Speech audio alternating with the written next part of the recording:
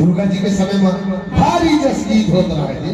ऐसे जा हाँ तो तुम्हें आना पड़ी यार। चल ठीक है मैं आ जाऊंगा। पक्का पक्का बड़ा मजा वाली कैसे? चल ठीक है कोई बात नहीं।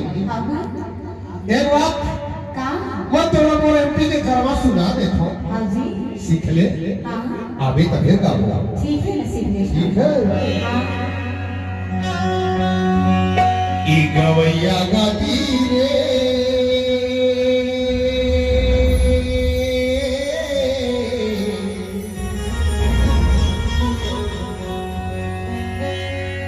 गाय के पल का